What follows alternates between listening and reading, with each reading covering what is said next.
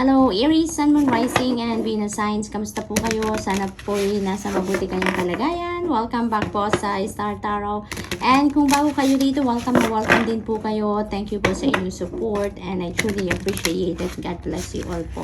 So, tingnan natin ang mga mensahe para sa inyo sa araw ng October 22nd for Aries.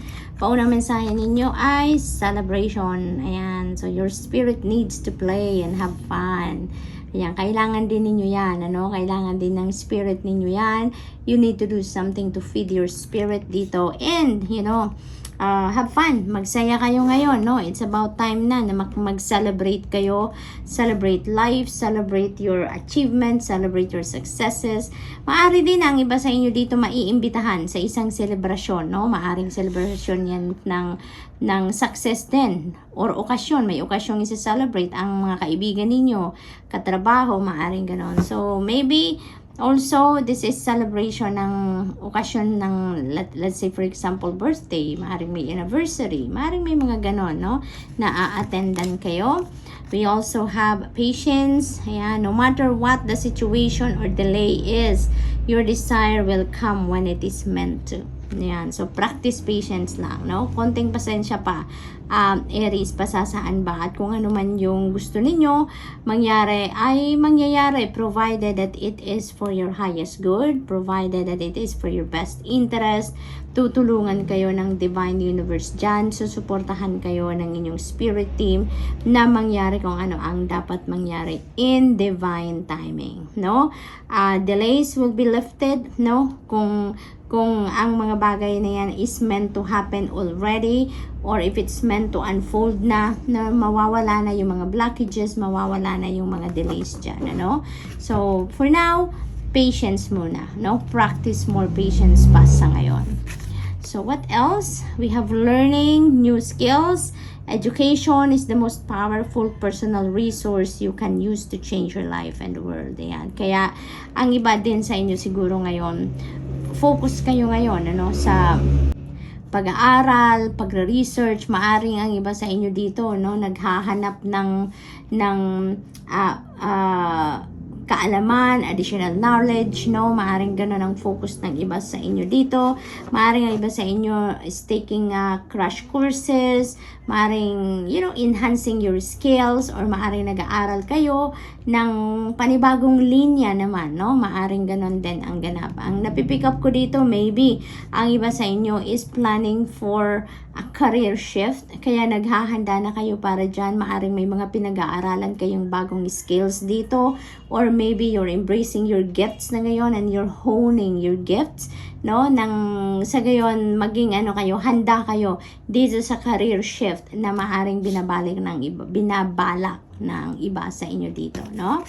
What else? We have discernment and follow your intuition. Ayan, Aries. Maaring yung ninyo dito, yung pinag-iisipan ninyo dito is related dito sa career path na natitaken ninyo na bago, no? So, maari talaga na you are considering to change careers ngayon, around this time, Aries, or in the near future, kaya naghahanda na kayo. Maaari din ang iba sa inyo dito is still figuring out kung anong linya na ngayon ang tatahakin ninyo, ang kailangan ninyo na paghandaan, no? So, maaring may mga ganun din ang sitwasyon, kaya use your discernment dito, no? Use your discernment, listen and follow your intuition din dito, dahil it will always lead you to the right decision, no?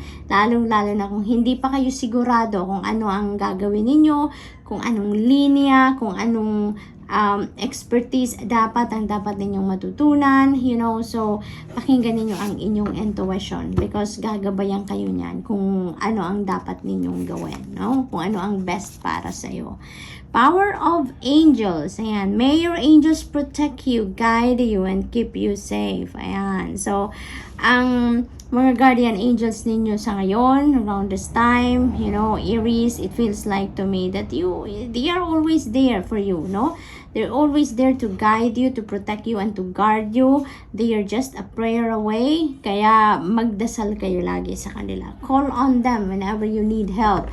Kasi kapag tinatawagan ninyo ang inyong mga angels, ay nako, nagtatakbuhan yan papunta sa inyo, nagmamadali ang mga yan para tulungan ka, gwardiyahan ka, protektahan ka.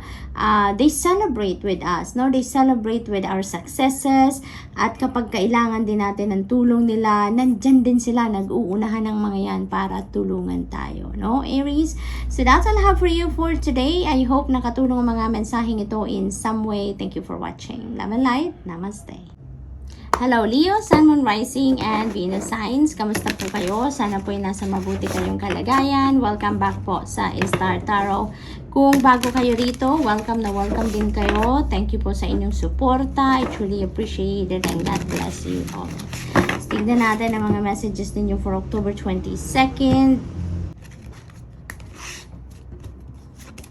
Unang message ni Leo ay Power of Angels. Ayan. So, Leo, yung mga guardian angels ninyo nagtitipon, nagmi-meeting, you know, because they are there for you to guide you. Maaring kailangan ninyo ngayon ng gabay, kailangan ninyo ng rescue, kailangan ninyo ng tulong, or maybe you are calling on them ngayon to support you and guide you and to protect you, no? Kaya nandiyan sila, nagmi-meeting sila para tulungan ka, para pumunta sila towards you, no? So what else? We have self-fulfilling prophecy.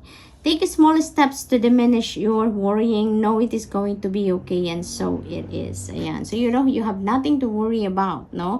Unang-una, Leo, you should realize that na wala kayong dapat ipag-alala, no? Magtiwala lang kayo sa inyong spirit team, yung mga angels laging nandyan, laging nagpaparamdam sa inyo of their presence, no? At alalahanin lang ninyo na you have nothing to worry about, you have nothing to fear.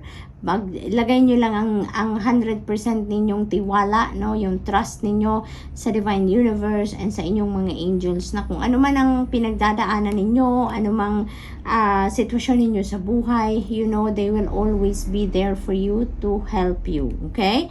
Huwag kayong mag-alala, because alalahanin ninyo na the more na nag-worry kayo, mas the more na nai-stress kayo, no? At yung stress, it's not going to help you at all. Hindi yan nakakagaan ng ating pinagdadaanan, no? Kung ano man ang iniisip natin, ano man ang nararamdaman natin, mas lalo pang lalalayan kung marami tayong stress na nandyan sa katawan natin, no? Pag nai-stress tayo, mas lalo tayong pinanghihinaan ng loob, mas lalo tayong natatakot, mas lalo tayong walang nagagawang mabuti, no? Para sa ating sitwasyon. Kaya as much as possible, bawasan na ang pag-worry, and as much as possible, tanggalin na talaga yung worry, and just lift up all your concerns and your worries, no, to God and to the angels and to your spirit guides, no? Nang sa gayon, matulungan ka nila na mapagaan, mapalighten, no, ang inyong pinagdadaanan kung ano man ang inyong sitwasyon. Okay? Lalahanin nyo lang na all is well, no? All is well. Dito, sinasabi sa inyo dito na power of the angels, laging nandyan sila para tulungan ka, gwardiyahan ka, no? At protektahan ka. Kaya wala kang dapat na ikatakot, wala kang dapat na ipag-alala. Okay? So, your next card is Archangel Gabriel. Gabriel guides your creativity. Ayan. So, ang iba sa inyo dito, maybe focusing on honing your skills, your talents, no? And that is your creativity, no? Yung mga creative prowess ninyo, yung mga talento ninyo related sa inyong creativity is going to be highlighted maybe around this time, Leo. Maaring may mga opportunity ka dito, no, na dadating wherein maha-highlight yung iyong creativity. And Archangel Gabriel is here to push you there, no? Tulungan ka na yung galing mo, yung talento mo ay mailabas mo, ma-express mo, nang sa gayon, ma-inspire mo din ang maraming tao, no? Ma-inspire mo, mapasaya mo, no? Through your talents, through your creativity. So, what else? we have heaven's messages. Ayan, your loved ones in heaven want you to know that they are safe, protected, and reunited with family and friends. Ayan, so maybe, nag-worry kayo about your loved ones na nag-passed on na on the other side. Maaring you are, maaring iniiyakan nyo pa ang pagkamatay ng mga loved ones ninyo, no? Maaring hanggang ngayon mabigat pa rin ang inyong loob, maaring hindi pa rin ninyo natatanggap, hindi pa rin kayo makapaniwala siguro, no, na they are gone physically, no? So maaring ganun ang ganap. Kaya ito, they are sending you a message, no, na they are okay, they are safe, they are in good hands, and they are still watching over you. Kaya wala kayong dapat na ipag-alala, Leo. Okay? Maging kampante na din ang inyong kalooban, ang inyong isipan, no, na safe sila. They are in heaven. Yan ang sinasabi dito sa card na to. Kaya safe sila. Okay? So, what else for Leo? We have faith in values. Your values are guiding principles. Use them to choose the way you live your life. Ayan. So, gamitin ninyo yung values, no? Yung values ninyo na nandyan sa inyo since pagkabata, since natututo pa lang tayo sa buhay, yung mga gano'n. Keep it, no? Keep it at yun ang sundin ninyo. That is your guiding principles. Yung foundation ninyo nung bata pa kayo. Yun ang parang sinasabi dito na yun ang magdadala sa inyo sa path of life na gusto ninyong puntahan, no? Yung values ninyo, yung core values ninyo, yun ang yun ang mag-guide sa inyo papunta sa kung saan kayo gustong pumunta, no? So what else? We have team spirit. Work together as a team. Cooperation, enthusiasm, loyalty, and kindness will ensure a successful outcome. So ano to? Teamwork, no?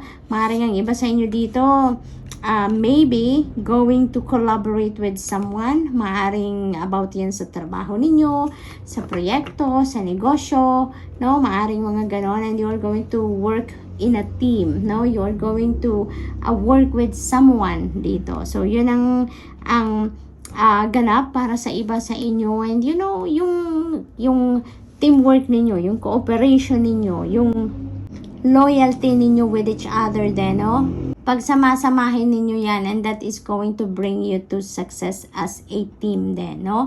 Kung ano yung success ng isa ay magiging success din ng iba. Kasi dito parang iisa lang ang layunin ninyo dito, no? Yung mga makakasama ninyo dito sa proyekto, sa trabaho, sa negosyo, iisa lang ang layunin ninyo dito. Kaya kung ano yung success ng isa, ganun din ang success ng iba. So, good luck to that, Leo. And that's all I have for you for today. I hope nakatulong ang mga mensaheng ito in some way.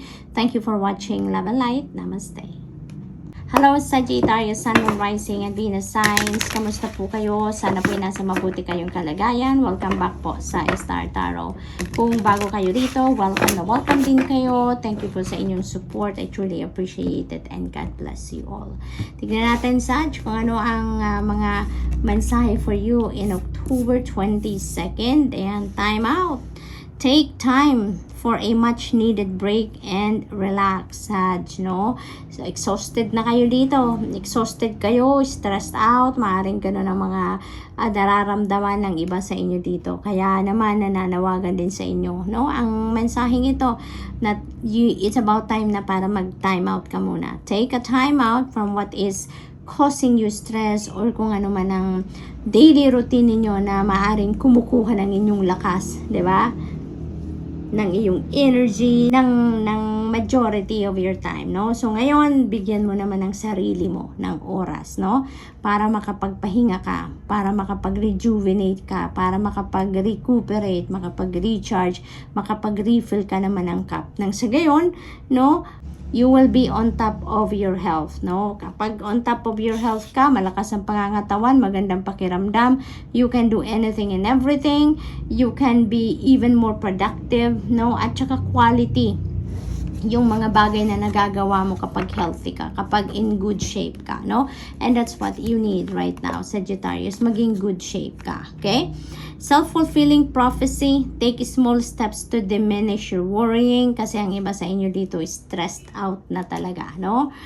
Stressed out na, punong-puno na ang isip ninyo, maaaring may mga negative thoughts, negative feelings and emotions na dyan, kaya siguro yun ang nagkukos din sa inyo ng extra stress, no?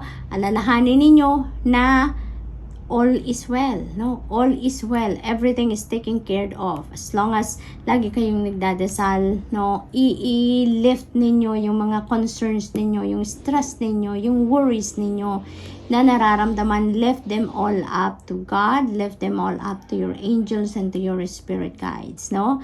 Kasi nandyan sila. Your spirit team is there para suportahan ka, tulungan ka sa kung ano man ang inyong kailangan. You just need to reach out to them. They're just a prayer away, Sagittarius. Kaya you don't have to carry all the burden sa ano ninyo, sa puso ninyo, sa balikat ninyo, no? Ask for help, no? Ask for help. Ask the assistance of the divine and the rest of your spirit team. Nang sa gayon, no? They can take care of your business, no? In your behalf, tutulungan kang na mas mapagaan ang inyong sitwasyon, ang inyong mga pinagdadaanan sa buhay. Okay, Sag? You don't have to carry it all. You have perfect timing and divine timing ordained by the angels is never too late or too early. It's always on time, no? So divine timing has come, no? Sagittarius, kung ano man tong gusto mong mangyari, kung ano man tong gusto mong mag-unfold sa buhay ninyo, whatever it is that you are working on, no? Maaring ito yung kinai-stressan ninyo, the time has come, no? Na mangyayari na kung ano ang dapat mangyari. Okay? Kasi alalahanin natin, no, na kahit mag-worry tayo ng sandamukal, ma-stress tayo ng todo-todo, walang maitutulong yan, no? Walang maitutulong, hindi yan magpapabilis ng mga pangyayari sa buhay natin, hindi yan contribute ng maganda para mangyari ang mga gusto nating mangyari. It's not, no? Mas lalo lang yan magpapahirap sa inyong sitwasyon. Kaya wag na tayong mag-worry, wag na kayong ma-stress, lalo-lalo na kung ang pinagkaka-stressan ninyo or ang winu-worry ninyo is beyond your control. Lalong walang mangyayari. 'Di ba? Kaya nonsense, no? There's no point of worrying, there's no point of stressing yourself out sa kung ano man ang mga pangyayari, no? Ang mahalaga dito, gawin ninyo ang sa tingin ninyo kung anong makakatulong, makakapag-improve ng iyong sitwasyon, at yung mga worries ninyo, wag na ninyong damdamin, i-offer nyo na yan sa taas, i-offer nyo na yan sa Panginoon, so that it will be taken care of na, no? At mag-continue on na lang kayo sa kung ano man ang nararapat ninyong gawin na sa tingin ninyong makakatulong. Okay? Divine timing has come. Bahala na si Panginoon dyan. Bahala na si Lord dyan, no? You will be guided, so it's just important to listen and follow what your intuition is telling you, dahil you will be sent downloads, you will be sent direction kung ano na ang gagawin ninyo sa ngayon, no? So we also have angel of wealth. Financial flow comes easily to you. Wow. So financial blessings are coming in. Maaaring yung divine timing na to is the divine timing for you to receive financial breakthrough. Maari kasi na ang pinoproblema, ang pinagkaka-stressan ng iba sa inyo dito sa Sagittarius is about finances, no? Kaya naman, maari talaga na yung divine timing na to is divine timing na para mag-receive ka ng breakthrough, para mabago ang inyong sitwasyon pang pinansyal, no? Maaaring may mga financial blessings dito na dumating, or financial opportunities na magiging kasagutan sa mga problemang pangkaperahan ng iba sa inyo dito, Sag, no? So that could be it, no? May papasok na wealth sa inyo, may ano dito, may additional wealth na naparating, no? So we also have your calling. Ayan. So your life's purpose is like an awakening to put your gifts and talents to good use and enjoy the journey of life. Ayan. So you're being called, Sagittarius, to embrace your purpose na sa ngayon, no? This is the perfect timing na, no? This is the divine timing na din for you to embrace your purpose, for you to embrace your calling, no? Tinatawag ka na ng divine universe ngayon to step into your purpose and start living your life na, no, na ginagamit mo or ginagawa mo na kung ano ang purpose mo sa mundo. So Sag, that's all I have for you for today. I hope nakatulong ang mga mensaheng ito in some way. Thank you for watching. Love and light. Namaste.